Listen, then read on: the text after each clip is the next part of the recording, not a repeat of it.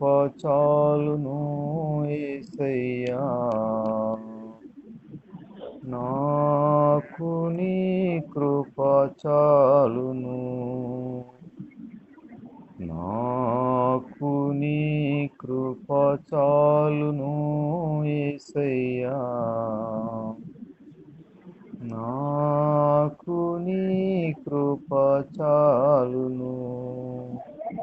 శ్రమలతో నిండిన నా జీవితములు, శ్రమలతో నిండిన నా జీవితములు, నీవే నా ఆధారము,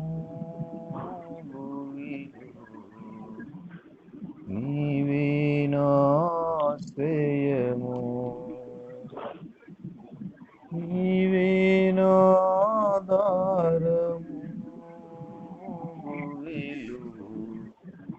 నీవే నా ఆశ్రయము, నాకు నీ కృప చాలును యేసయ్యా,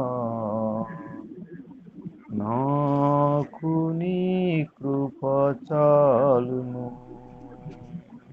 దిక్కుజాములో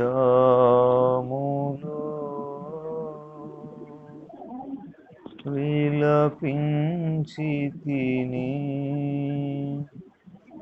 నా పాపములకై, నా వేదనకై, వెకుజాములో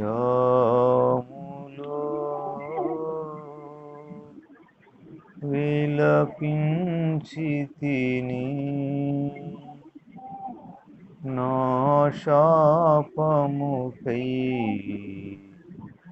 నా వేదనకై, ఓదార్చుమా విసుగొందక, నీ కృపలు నా ప్రభువా, ఓదార్చుమా విసుగొందక, నీ కృపలు నా ప్రభువా, నా వేదనలు వెదకితిని, శ్రీ యేసుని పాదాలను,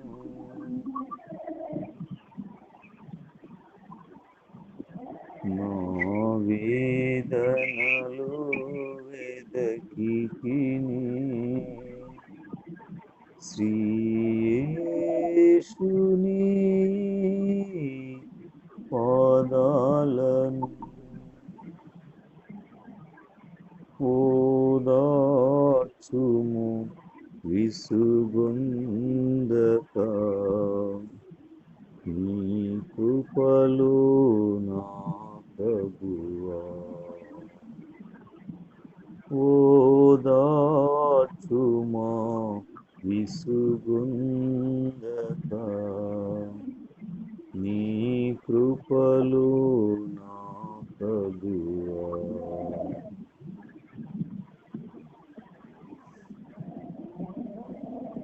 హల్లెలూయా. ప్రభునామములో మీకు అందరికీ వందనాలమ్మ. దేవునికి స్తోత్రాలు. యేసు ప్రభు చేసిన ఆ 2 అద్భుతాలు అంటే స్వస్థతలు, అపవిత్రాత్మ పట్టిన ఆ మనుషునికి విడుదల కలగటము, అలాగే సీమోను పేతురు ఇంటిలో అతని అత్త తీవ్రమైన జ్వరాన్ని వెళ్ళగొట్టడాన్ని, ప్రభువు చేసిన ఆ స్వస్థత, ఆ విడుదలను చూసి దరిదాపు సాయంకాలం అయ్యేసరికి సీమోను పేతురు ఇంటి ఆవరణమంతా కూడా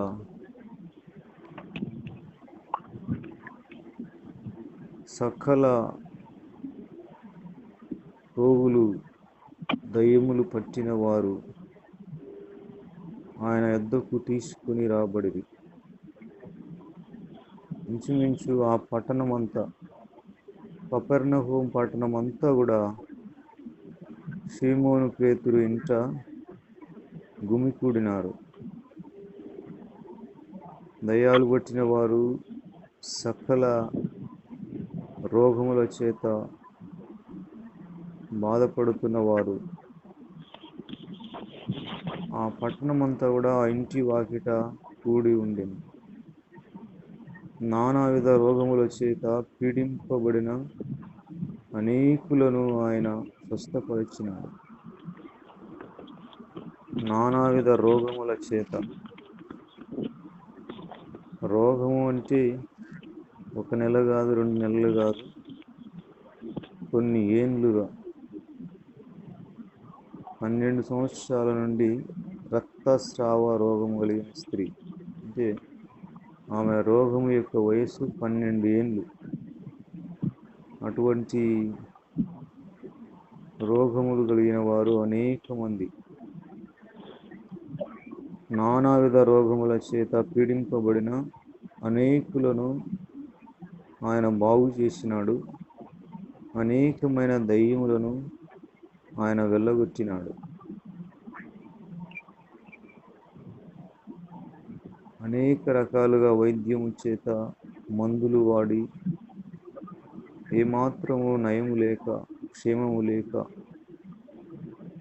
ఆ వ్యాధి రోగముగా మారిపోయి కొన్ని ఏండ్లుగా వారిని బాధిస్తూ ఉండగా, ప్రాణమునకు, మానసికముగా, శారీరకముగా కలిగిన అన్ని రకాల రోగులను, ఆ రోగముల చేత వారు పీడింపబడి ఉండగా ప్రభువు వారిని స్వస్థపరిచినాడు. దేవుడు నజరేయుడైన యేసును శక్తితోనూ పరిశుద్ధాత్మతోనూ అభిషేకించెను. మరియు దేవుడు ఆయనకు తోడై ఉండెను గనుక ఆయన మేలు చేయుచు అపవాది చేత పీడింపబడిన వారినందరినీ స్వస్థపరచుచు ఆయన సంచరించినాడు. పీడింపబడిన వారందరినీ, మన జీవితాల్లో ఎటువంటి సమస్యల చేత పీడింపబడుచు ఉన్నా వాటి విడుదల లేక చిన్న బిడ్డల వలె ఆయన వైపు చూస్తే ఆయన అద్భుతముగా ఆ సమస్యల నుండి పీడింపబడకుండా ఆశ్చర్యకరమైన తన స్వస్థతని, విడుదలని ఆయన ప్రసాదిస్తాడు. నిశ్చయముగా ఆయన మన రోగాలు భరించినాడు, మన వ్యసనాలను వహించినాడు. ఆయన పొందిన దెబ్బల చేత మనకు స్వస్థత కలుగుచున్నది. ఆయన పొందిన దెబ్బల చేత మనకు స్వస్థత కలుగుచున్నది. నీతి సూర్యుని కిరణాలు మన సర్వ శరీరానికి ఆరోగ్యాన్ని కలుగచేస్తాయి. ఆయన తన వాక్కును పంపి వారిని బాగు చేసెను. వారు పడిన గుంటలో నుండి ఆయన వారిని లేవనెత్తెను. దేవుని వాక్యము మన సర్వ శరీరాలకు ఆరోగ్యాన్ని కలగచేస్తుంది. వాక్యములోనే స్వస్థత ఉంది. వాక్యము వినుచుండగా ఆ వాక్యాన్ని అంగీకరించుట వలన, ఆ వాక్యాన్ని గ్రహించుట వలన సర్వ శరీరానికి ఆరోగ్యము. సామెతలు 4వ అధ్యాయము 20 నుండి గమనించినట్లయితే, నా కుమారుడా, నా మాటలను ఆలకింపుము, నా వాక్యములకు నీ చెవి ఎగ్గుము. నీ కన్నుల ఎదుట నుండి వాటిని తొలగిపోనీయవద్దు. నీ హృదయమందు వాటిని భద్రము చేసుకొనుము. దొరికిన వారికి అవి జీవమును, వారి సర్వ శరీరమునకు ఆరోగ్యాన్ని ఇచ్చును. దేవుని వాక్యమును ఎవరైతే ఒడిసి పట్టుకుంటారో, దాన్ని గ్రహిస్తారో, ఆ వాక్యము వారికి జీవాన్ని ఇస్తుంది. అలాగే వారి సర్వ శరీరానికి ఆరోగ్యాన్ని కలుగచేస్తుంది. నిజముగా మందులు వాడినా కూడా ప్రయోజనం లేక మరి పీడింపబడుచున్న వారందరినీ వారి సర్వ శరీరానికి ఆయన ఆరోగ్యాన్ని ప్రసాదిస్తాడు. ఆయన వాక్యాన్ని వినుచుండగా, దాన్ని గ్రహించుచూ ఉండగా, ఆ వాక్యము హృదయపు లోతుల్లోనికి వెళ్ళి శరీరంలో ఉన్న రోగాన్ని వాక్యము వెళ్ళగొడుతుంది. మనము దేవుని ఆలయము అనగా పరిశుద్ధాత్మకు నిలయమై ఉన్నాము గనుక, ఈ శరీరం అనే దేవాలయాన్ని ప్రభు తన నివాసముగా చేసుకుని ఉన్నాడు గనుక, మన శరీరానికి జబ్బు లేకుండా ఆయన ఆరోగ్యముతో నింపుతాడు, ఉల్లాసముతో ప్రశాంతతతో నింపుతాడు. జబ్బు కలిగిన శరీరాలు దేవుని స్తుతించలేరు. సకల వ్యాధుల నుండి, సకల రోగముల నుండి పీడింపబడిన వారినందరినీ ప్రభు అద్భుతముగా స్వస్థపరిచినాడు. భక్సింగ్ గారు దైవజనుడు మరి డబుల్ ఇంజనీరింగ్ చేశాడు లండన్లో. ఆయన నమ్ముకున్న తొలి రోజుల్లో మరి ఆయనకు చాలా రోజుల నుండి సైనస్ వ్యాధి ఉండేది, అనగా ముక్కులకు సంబంధించిన అలర్జీ. ఎప్పుడూ అది అతన్ని వేధించేది.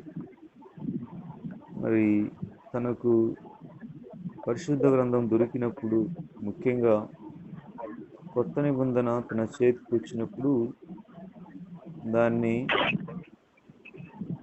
ఇంకా రాత్రంతా కూడా చదువుతూనే ఉన్నాడు. చదువుతూ ఆయన హెబ్రీ పత్రిక దగ్గర చదువుతూ ఉండగా, యేసుక్రీస్తు నిన్న నేడు రేపు ఏకరీతిగా ఉన్నాడు అనే మాట ఆయన గ్రహించినాడు. అంటే సువార్తల్లో అనేకమైన స్వస్థతలను ఆయన చదివినాడు. అప్పుడు తనకు యేసుక్రీస్తు నిన్న నేడు రేపు ఒక్కటే రీతిగా ఉన్నాడు అనే విషయము ఆయన గ్రహించినప్పుడు, మరి ప్రభు సువార్తలో అనేకమైన స్వస్థతలు చేసినాడు కదా.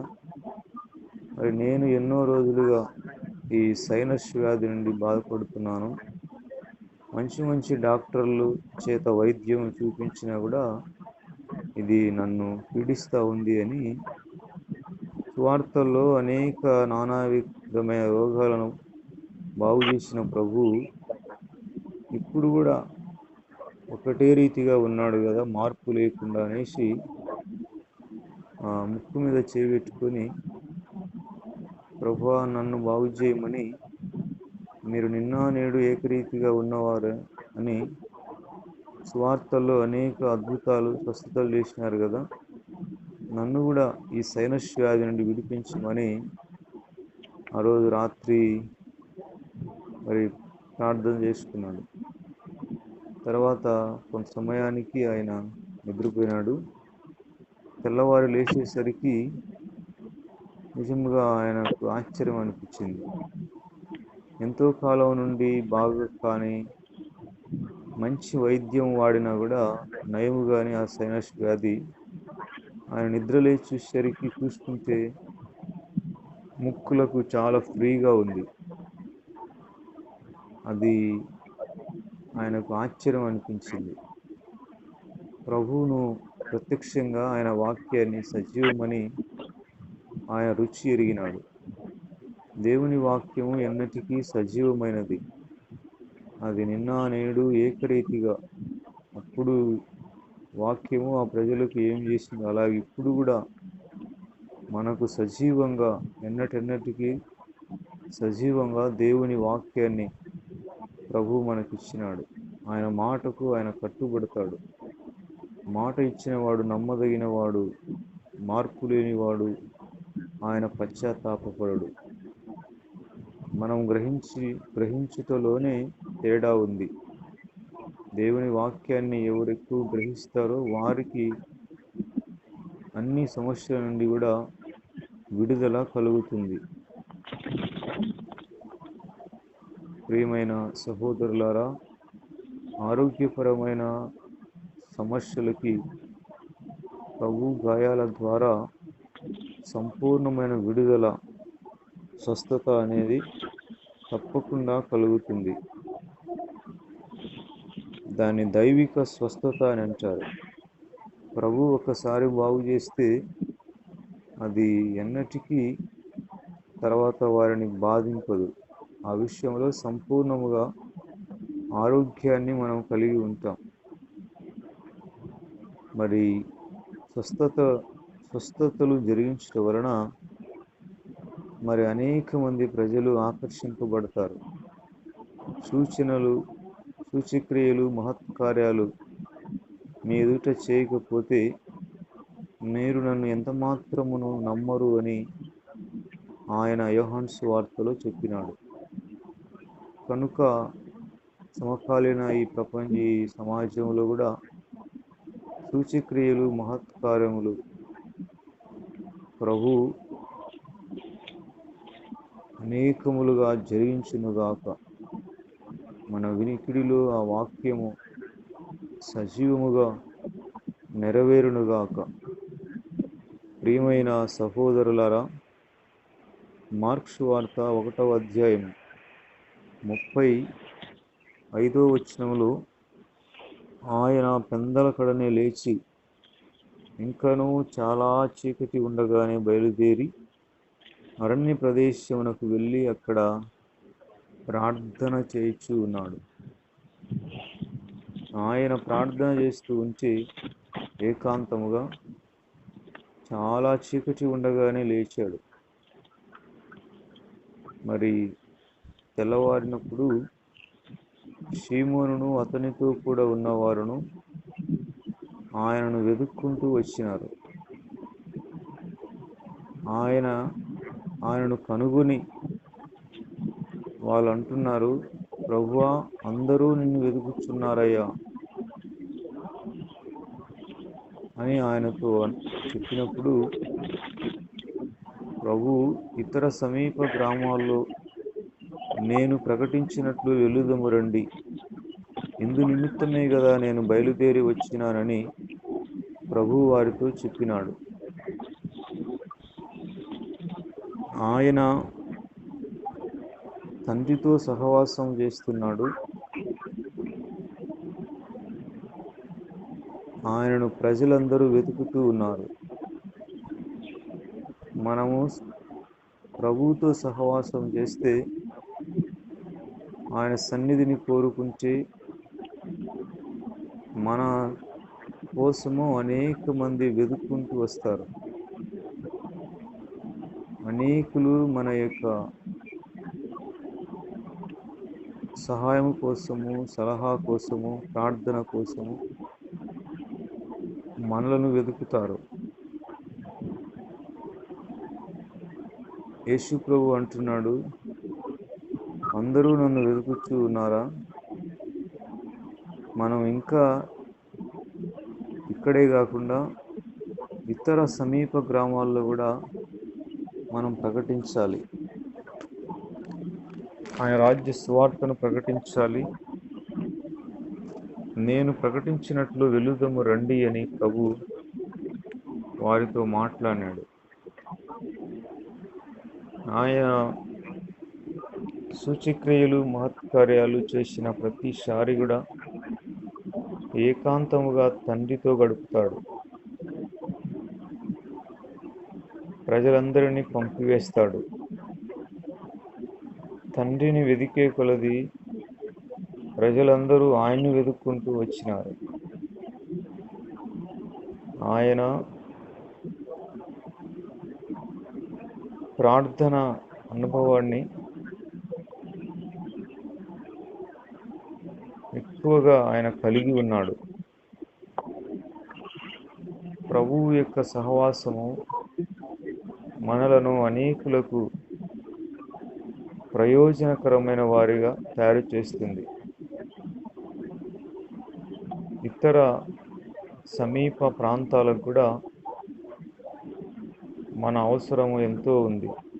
వారు కూడా సువార్తను విని విశ్వసించి వారు కూడా రక్షణ పొందాలి. ప్రభువు ప్రార్థనలు గడిపే వారిని, దేవునితో సహవాసం చేసే వారిని ప్రజలు వారి కోసము ఎదురు చూస్తారు. అలాగే ఆయన ఇతర సమీప గ్రామాల్లోనికి ప్రాంతాలను కూడా వారిని పంపుతాడు. నాకిష్టమే, నీవు శుద్ధుడవు కమ్ము అని వానితో చెప్పినాడు. వెంటనే ఆ కుష్ఠరోగము వారిని విడిచెను. అపవిత్రాత్మ పట్టిన మనిషిని ఆయన బాగు చేసినాడు. షీమోను పేతురు అత్త తీవ్రమైన జ్వరమును బాగు చేసినాడు. అలాగే నానావిధ రోగముల చేత పీడింపడిన వారందరినీ బాగు చేసినాడు. ఇప్పుడు ప్రత్యేకముగా కుష్ఠరోగిని బాగు చేసిన సంభవాన్ని ఈ వచనాల్లో రాసినారు. కుష్ఠరోగి ఆయన్ను వేడుకున్నాడు, అయ్యా, నీకిష్టమైతే నన్ను బాగు చేయమన్నాడు. ప్రభువుకి అతని మీద కనికరం కలిగింది. మనము వేడుకున్నప్పుడు ఆయన కనికరపడితే మనకు స్వస్థత, విడుదల అనేది తప్పకుండా కలుగుతుంది. ప్రభు కనికరం పొందుకోవడానికి మనము ఆయన దృష్టిలో పడాలి. కుష్ఠరోగి మరి సమాజంలో వెలివేయబడి కుటుంబానికి, బంధువులకి, నివాసానికి దూరంగా బయట ప్రాంతాల్లో ఉంటాడు. తనతో ఎవరు మాట్లాడరు, తననంటే ఎవరు కూడా ఇష్టపడరు. అందుకే, అయ్యా, నీకు ఇష్టమైతే, నేను ఎవరికి ఇష్టం లేదు, నీకు ఇష్టమైతే నన్ను బాగు చేయమని ప్రభువును వేడుకున్నాడు. నాకిష్టమే, నువ్వు బాగుపడు, నువ్వు శుద్ధుడవు కమ్ము అని ప్రభువు చెప్పినాడు. అతన్ని ముట్టినాడు. కుష్ఠరోగిని ఎవరు ముట్టుకోరు, కానీ ప్రభువు ముట్టినాడు. నువ్వు శుద్ధుడవు కమ్ము, నాకు ఇష్టమే అని చెప్పినంతలో అతని కుష్ఠరోగం విడిచిపోయింది. అతను బాగుపడ్డాడు. ప్రభు అన్నాడు, దీని గురించి ఎవరితో ఏమి చెప్పవద్దు, నీవు వెళ్ళి మోషే నియమించిన కానుక సమర్పించమని అతనికి ఖండితముగా ఆజ్ఞాపించి వెంటనే వారిని పంపివేసినాడు. ఆయన ఎవరికీ చెప్పవద్దు అని అతనికి చెప్పిన ఆ మనుష్యుడు ఆ సంగతిని గూర్చి విస్తారముగా ప్రకటించడానికి అతను కనబడిన ప్రతి మనిషికి చెప్పుకుంటూ వెళ్ళినాడు. బాగుపడిన వారెవరైనా, మేలు పొందిన వారెవరైనా చెప్పవద్దు అన్నా కూడా వారు ఊరుకోరు. కాబట్టి మనము స్వార్థ వలన మన జీవితంలో కలిగిన మార్పును, క్రీస్తు వలన మన హృదయములో అనుభవించిన సమాధానము, సంతోషము మనము చెప్పకూడదు అనుకున్నా కూడా అనేక మందికి మనము చెప్పడానికి పరిశుద్ధాత్ముడు మనకు సహాయం చేస్తాడు. సమయస్ఫూర్తిగా అవసరం వచ్చినప్పుడు ఒక మనిషి దొరికిన అతనికి కనీసం ప్రభు గురించి పరిచయం చేయాలని ప్రభువు ద్వారా మేలు పొందిన ప్రతి వారు కూడా, మార్పు పొందిన ప్రతి వారు కూడా ఎంతో ఆసక్తిగా ఎదురు చూస్తూ ఉంటారు. ఆ కుష్ఠరోగి బాగుపడిన తర్వాత కనబడిన ప్రతి మనిషికి తన యొక్క సాక్ష్యాన్ని పంచుకుంటున్నాడు. అతని సాక్ష్యం వలన ఇక ఆయన పట్టణంలో బహిరంగముగా ప్రవేశింపలేకపోయినాడు. అంటే జనాలు ఎక్కడికి వెళ్ళినా ఆయన్ను వెంబడిస్తున్నారు. వెలుపల అరణ్య ప్రదేశంలో ఉన్నాడు. జనసమూహంలో ఆయన తిరగలేక ఏకాంతంగా అరణ్య ప్రదేశాలలో ఆయన ఉన్నాడు. అయినా కూడా నలుదిక్కుల నుండి జనులు ఆయన వద్దకు వస్తూ ఉన్నారు. బెల్లం ఉంటే ఈగలు వాలినట్టుగా ఆయన ఎక్కడికి ఉన్న అరణ్యంలో ఉండు, ఇంటిలో ఉండు, వీధిలో ఉండు, కొండలో ఉండు, జనాలు లైన్లు కట్టినారు, వెతుకులాడుకుంటూ వస్తూ ఉన్నారు. నలుదిక్కుల నుండి ఆయన యొద్దకు జనులు వచ్చుచుండిరి. ఆయన తిరిగిన ప్రాంతాలు కొన్ని, కానీ దూరం నుండి నలుదిక్కుల నుండి ప్రజలు ఆయన వెంబడిస్తూ వచ్చినారు. ఈ పరిచర్య ఇంతగా విస్తరించడానికి ఆయన 30 ఏళ్ళుగా సిద్ధపడినాడు. 30 ఏళ్ళు ఆయన సిద్ధపాటు కలిగి 3.5 సంవత్సరాల పరిచర్య కోసము 30 ఏళ్ళు ఆయన సిద్ధపాటు కలిగి ఉన్నాడు. ఒకనాటిది కాదు ఈ ప్రార్థన. ఒక జనమును కనడానికి ఒకనాటి ప్రసవ వేదన చాలునా? ఒకనాటి ప్రసవ వేదన వలన ఒక జనము జన్మించిన, పుట్టించువాడైన నేను గర్భమును మూసేదనా అని నీ దేవుడు అడుగుచున్నాడు. 3.5 సంవత్సరాల పరిచర్య కోసం ఆయన 30 ఏళ్ళు సిద్ధపాటు కలిగి ఉన్నాడు. ఆయన జీవితంలో తండ్రితో సహవాసానికి ఎక్కువ ప్రిపరేషన్ ఇచ్చినాడు. ప్రాధాన్యత ముందు పాత్ర ఇచ్చినాడు. ఆయన పరిచర్య 3.5 పరిచర్యలో కూడా ఎక్కువ సగం కాలమంతా ప్రార్థనకే సరిపోయింటది. 1.5 సంవత్సరం ప్రార్థన, 1.5 సంవత్సరం కాలం పరిచర్య. ఆ ప్రార్థన ద్వారా ఆయన పరిచర్య ఎలా ఉన్నదంటే, దున్నువారు వెంట విత్తువారు వచ్చేదరని అప్పటికప్పుడే కార్యాలు జరుగుతూ ఉన్నాయి. ఆయన నోట నుండి మాట రావటం ఆలస్యం, వారికి స్వస్థత.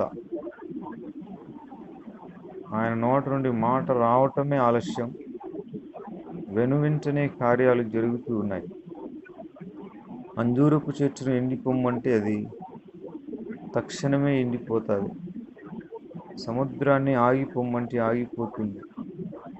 కుష్ఠరోగి నాకు ఇష్టమే, నువ్వు బాగుపడు అంటే అతని కుష్ఠరోగము తొలగిపోతుంది. పొలము దున్నువారు వెంట విత్తనాలు వేసేవారు వస్తారు. విత్తనాలు విత్తేవారు వెంట కోసేవారు వస్తారు. అప్పుడే విత్తనము, అప్పుడే పంట. అంటే మాటకి అప్పుడే పరిష్కారం, అప్పుడే జవాబు. దానికి ఆలస్యం లేకుండా ఆయన మాటకు కార్యాలు అలా జరుగుతున్నాయి. ఆమోసు ప్రవక్త ప్రవచించిన ప్రకారం 9వ అధ్యాయము ఆమోసు 13వ వాక్యంలో, రాబో దినములలో కోయివారు దున్నువారు వెంటనే వస్తారు, విత్తనము చల్లువారు వెంటనే ద్రాక్ష పండ్లు త్రుక్కువారు వస్తారు. పర్వతముల నుండి మధురమైన ద్రాక్ష రసము స్రవించును, కొండలన్నీ రసధారలగును. పర్వతము అన్న, కొండలు అన్న సంఘము, దేవుని సంఘము. పరిచర్య కోసేవారు దున్నువారి వెంట వస్తారు. విత్తనాలు చల్లేవారి వెంట ద్రాక్ష పండ్లు క్రొక్కేవారు వస్తారు. విత్తడము ఆలస్యం లేదు, దున్నటము ఆలస్యం లేదు. కోత, పండు కోసుకునే వెంటనే ఆ పరిష్కారం అనేది, ఆ ఫలము అనేది అందుతుంది. ఆ మాటకి కార్యరూపం దాలుస్తుంది. 7 వారాలు కాదు, 7 నెలలు కాదు, ఆయన నోట నుండి మాట రావడం ఆలస్యం, అక్కడ కార్యాలు జరుగుతూ ఉన్నాయి. దానికి ఎంతో మరి ప్రార్థనా సహవాసం ఆయన కలిగి ఉన్నాడు. 30 ఏళ్ళుగా ఆయన సిద్ధపడినాడు. నిజముగా అది అద్భుతమైన పరిచర్య.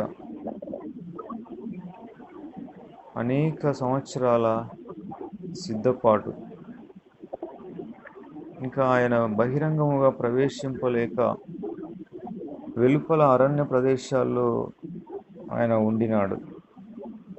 జన సమూహము ఆయనను గుంపులుగా ఆయన వెంబడిస్తూ ఉన్నారు. స్వస్థతలు 1 కాదు, 2 కాదు, అనేకములుగా, లెక్కలేనన్ని కోకొల్లలుగా స్వస్థతలు జరిగినాయి. క్రొత్త విధానంలో ఆయన పరిచర్యని ప్రారంభించాడు. ఆయనది క్రొత్త బోధ. అనారోగ్యం కలిగిన వారి మీద, దురాత్మల మీద ఆయన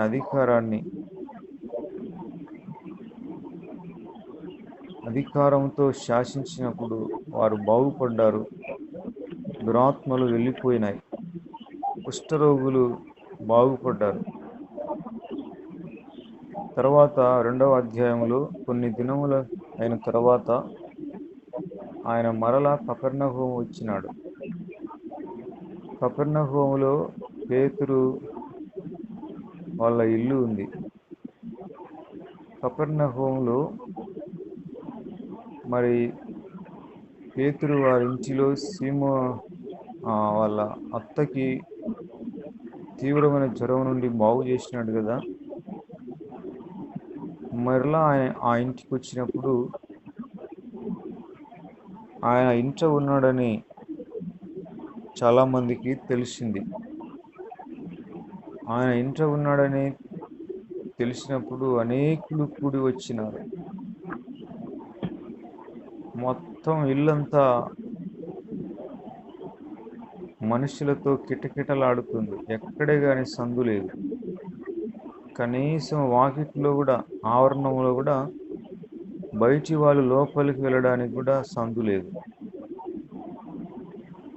మామూలుగా అది సుమారుగా పెద్ద ఇల్లే అయి ఉంటుంది. చాలా గదులు కలిగిన ఇల్లు అయి ఉంటుంది. విశాలముగా ఉంటుంది. ఒక పెద్ద మందిరం లాగా ఆ ఇల్లు ఉంటుంది. మరి పేతురు తన ఇంటిని పరిచర్య కోసము ఉపయోగించినాడు. ఆయన ఇంట్లో ఉన్నాడని మరి తెలిసినప్పుడు ప్రజలు విపరీతముగా ఆయన వాక్యాన్ని బోధిస్తూ ఉండగా అందరూ వింటున్నారు. వచ్చిన వాళ్ళందరికీ ఆయన వాక్యాన్ని బోధిస్తున్నాడు. ఆ సమయంలో పక్షవాతం కలిగిన ఒక మనిషిని మంచంతోనే 4 ఎత్తుకొని వచ్చినారు. పక్షవాతం కలిగిన వాడు ఆ మనుషుల్ని బ్రతిమాలుకున్నాడు. అయ్యా, నన్ను యేసయ్య దగ్గర తీసుకొని పోండి అని వాళ్ళను బతిమాలుకుంటే ఇంకా నలుగురికి ఇంకా విసుగు అనిపించిన ఆ పక్షవాతం కలిగిన వ్యక్తి పట్టుదలను బట్టి, అతని ఆశను బట్టి వారు మంచంతోనే ఎత్తుకొని వచ్చినారు. కానీ అక్కడ చూస్తే ఎక్కడే కానీ వారికి స్థలము లేదు ప్రభు దగ్గరికి వెళ్ళడానికి. అందరూ అడ్డొచ్చినారు, గుంపులు గుంపులుగా, కాళ్ళు పెట్టడానికి సందు లేదు. అప్పుడు ఆ ఇల్లు పైకప్పును విప్పినారు. విప్పి ఆ మంచం పట్టేంతగా ఆ కప్పు విప్పి, బహుశా ఆ ఇల్లు పెంకులతో నిర్మించబడిందేమో పైకప్పు. ఆ పెంకులను తీసి అలాగే మంచంతో చక్కగా యేసు ప్రభు కిందికి ఆయన ఉన్న చోట ఆయన ముందు ఆ మంచాన్ని దింపారు. అలాగే పక్షవాతం రోజున ఆ మంచం పైనుంచి దిగుచూ ఉండగా అనేక మంది వెనక్కి జరిగారు.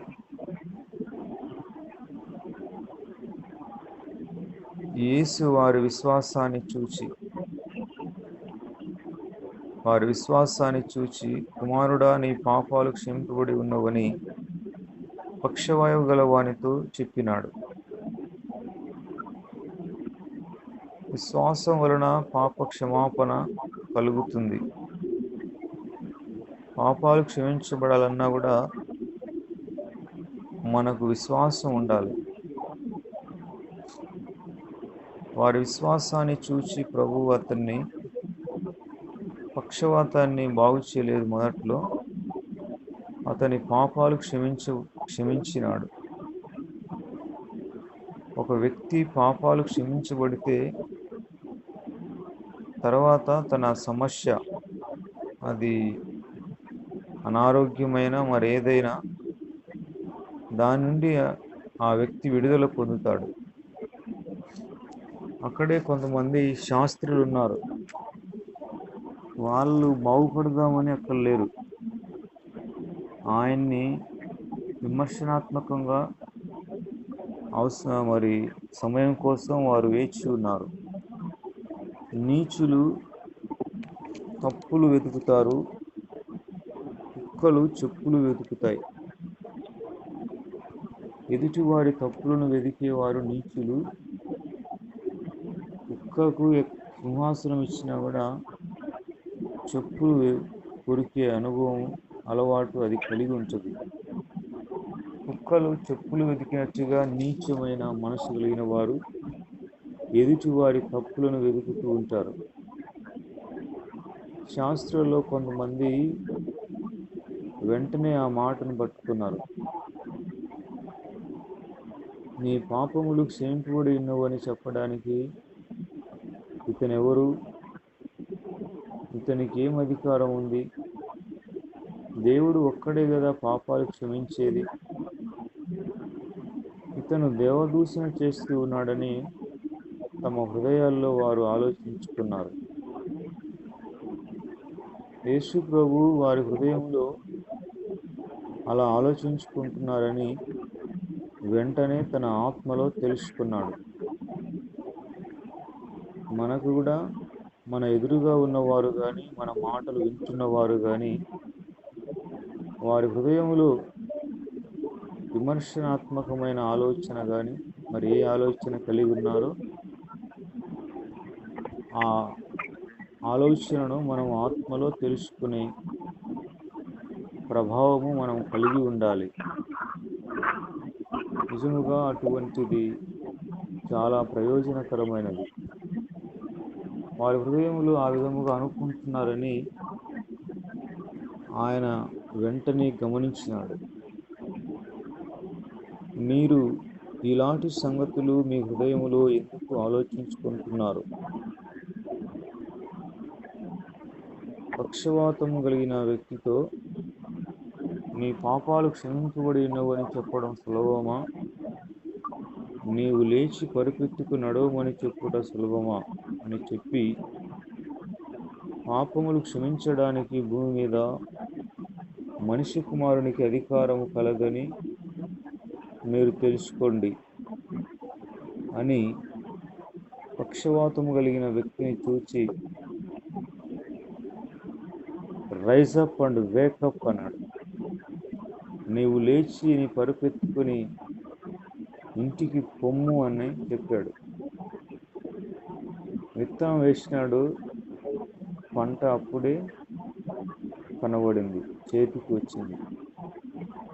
దున్నువారు వెంట కోయివారు వస్తారని ఆయన చెప్పినంతలోనే తక్షణమే ఆయన నోట నుండి మాట వచ్చిన తదుపరి అక్కడ ఎన్నో రోజులుగా బాధపడుతున్న పక్షవాతం కలిగిన వ్యక్తి సంపూర్ణముగా బాగుపడ్డాడు. తక్షణమే వాడు లేచి పరుపెత్తుకుని వారందరి ఎదుట నడిచిపోయినాడు. ఎంత క్షణాల్లో అతని రోగం పోయింది, పక్షవాతం తొలగిపోయింది. మంచం మీద తీసుకొని రాబడి మంచంలో ఉన్న వ్యక్తి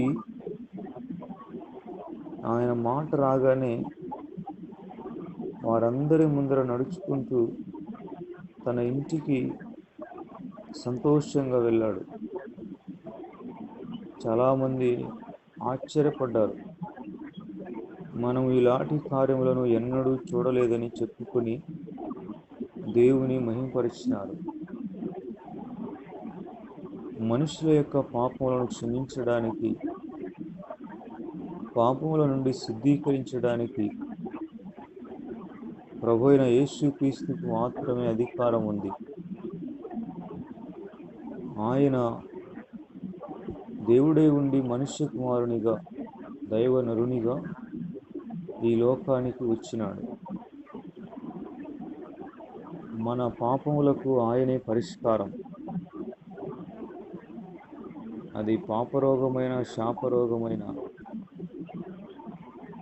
అది ఎటువంటి సమస్య అయినా కూడా ప్రభు దగ్గర పరిష్కారం ఉంది.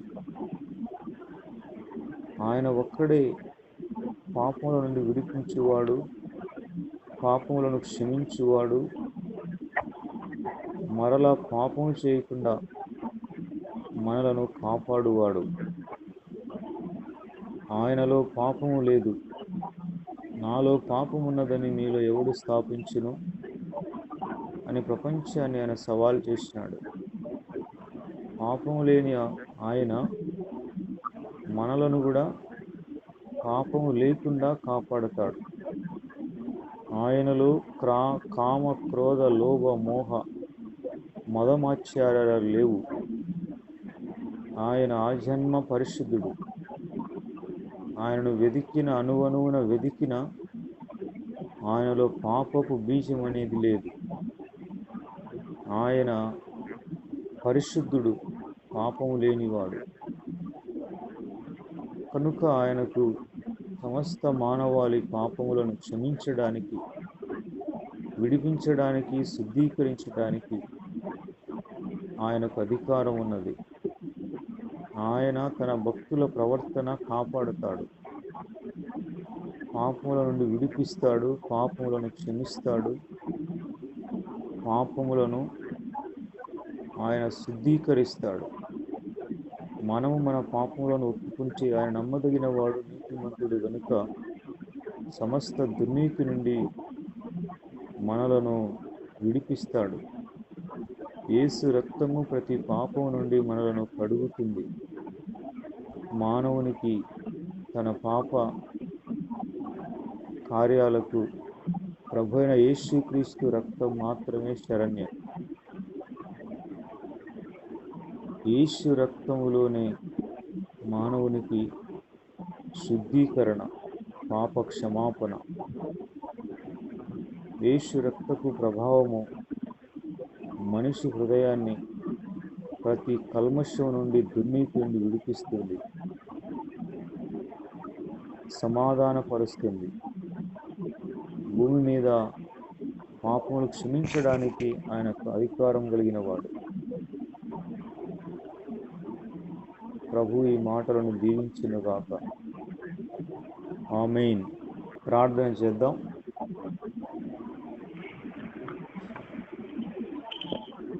ప్రేమగల పరమ తండ్రి, యేసు ప్రభు నామములో వందనాలు, స్తోత్రాలు నాయన. ఉదయకాల సమయంలో మీరు చేసిన అద్భుతాలు, సూచక్రియల వలన అనేక జనసమూహాలు మీ వెంట నడిచారు, మిమ్మల్ని వెతుకుచూ ఉన్నారు. నలుదిక్కుల నుండి జనసమూహము మిమ్మల్ని వెతుకుతూ మీ దగ్గరికి వచ్చారు. నానావిధ రోగముల చేత పీడింపబడిన వారు, అనేక దురాత్మలు పట్టిన వారు, పక్షవాతము కలిగిన వ్యక్తి, కుష్ఠరోగి బాగుపడటం మేము విన్నాం. ప్రభువా, దున్నువారు వెంట కోయివారు వస్తారని, విత్తువారు వెంట ద్రాక్ష పండ్లు తొక్కువారు వస్తారని, మీ మాట విడుదలైన తక్షణమే అద్భుతమైన పంట ఫలితాన్ని మేము చూసాం. మా అనుదిన జీవితంలో కూడా అటువంటి ప్రభావాన్ని, పంటను మాకు దయచేయండి. సమకాలీన ఈ సమాజంలో పాప సహితమైన మనుషులకి పాపముల నుండి విడిపించబడటానికి, సమాధానముగా బ్రతకడానికి అయ్యా కోత కోయి వారిని పంపండి. పనివారు కొద్దిగా ఉన్నారు, కోత ఎక్కువగా ఉన్నది. ఎవరి ద్వారా వారు మానవచ్చు పొందుతారో, ఎవరు మీ మాటలు చెప్తే వారికి రక్షణ కలుగుతుందో అయ్యా, పనివారిని లేపండి, పంపండి, అభిషేకించండి నాయన. ప్రజలకు కార్యాలు జరిగించండి. వినుచున్న వారందరినీ వారికున్న సమస్తమైన పరిస్థితులను చక్కపరచండి.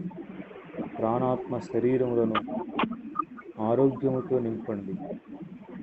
నజరేయుడా, మా వినికిడిలో కూడా అనేకమైన అద్భుతాలను, ఆశ్చర్యకార్యాలను, స్వస్థతలను జరిగించండి. మీ గాయపడిన హస్తము చాపండి అయ్యా. మా నోటి నుండి వచ్చే మాటను మీరు సజీవముగా రుజువుపరచండి. మాట వచ్చిన తదుపరి కార్యము జరిగినట్లుగా